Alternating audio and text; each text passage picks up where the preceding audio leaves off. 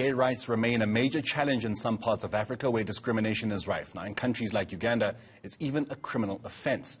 And I'm joined now by LGBTQI plus activist Theo Mubanga from Zambia to discuss the challenges faced and how to tackle them. Very good afternoon to you, Theo, and thank you so much for your time this afternoon on all angles. So, in South Africa, we've come to experience a number of heinous murders of gay people. And of course, in countries, as mentioned, like Uganda, you're finding it that it's actually against the law to be gay. I mean, if you're finding countries putting it into law to be against homosexuality, how then do we ever get to the point where we can deal with these kinds of problems?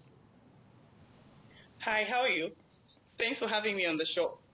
So Zambia is also one of the countries that carries a slogan as a Christian nation and has a law prohibiting homosexuality.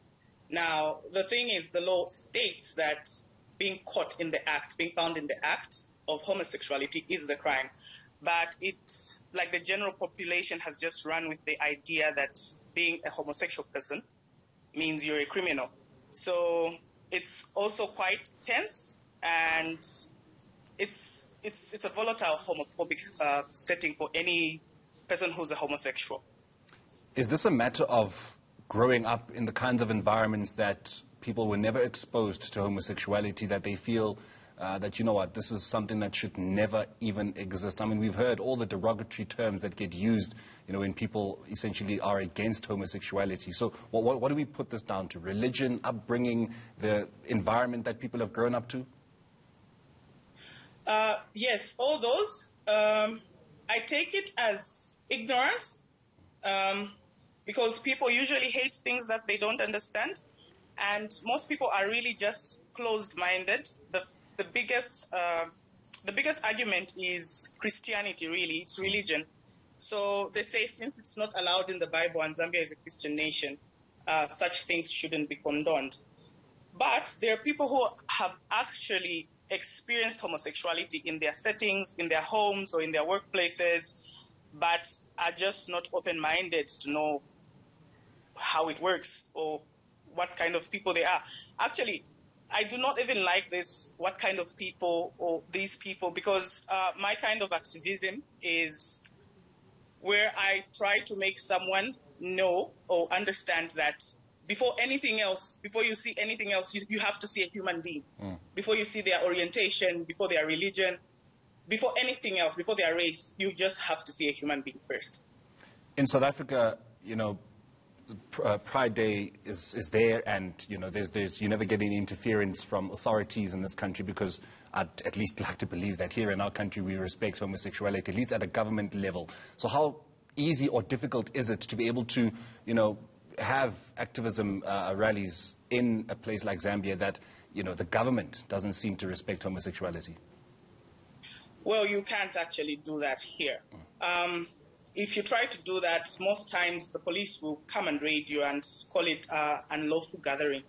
So you can't do that. You can't have a rally for gay rights, as they are called. I call them human rights.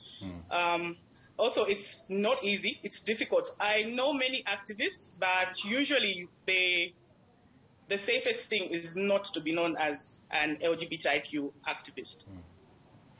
What can countries like South Africa and those that are not as oppressive as Zambia and Nigeria and Uganda do? I mean, obviously, this would then need LGBTQI plus activists such as yourself to rely on the assistance of, you know, fellow, rather neighboring countries to somehow maybe speak at a diplomatic level to your guys' country there about, you know, looking at things differently. What can, for example, South Africa do?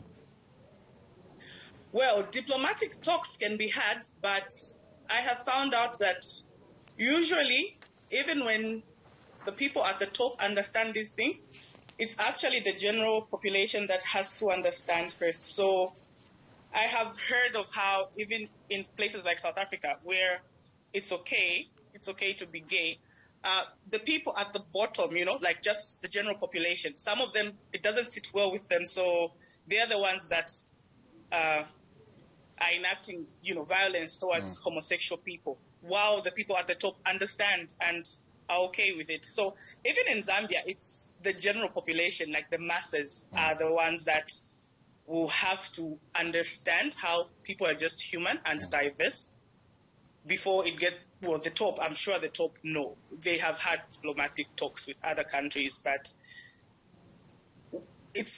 homosexuality is like a time bomb that people fear.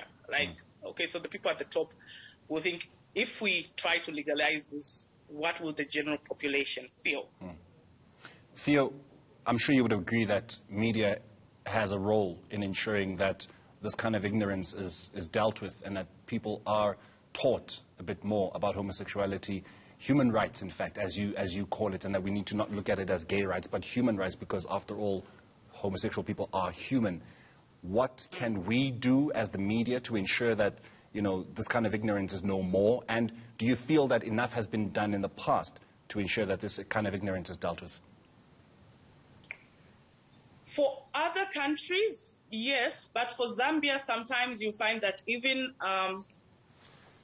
if it's a local program that seems to feature a gay person, there will be an uproar on social media. There will be an uproar about why are we? It's the general belief is we are promoting. If you show a Zambian homosexual person on TV, then you're promoting gayism, as they call it. But the funny thing is there are so many platforms that people watch all these things. They can watch gay people on Netflix. They can watch gay people on DSTV. They can watch all those programs, but they do not want that on like a Zambian show. So I use my social media to educate people, not to promote. I try to educate them and show them that, look, these are just humans that require the same privileges like you do. You have to see past. I don't know what's the obsession with somebody's orientation. So I use my social media that way too.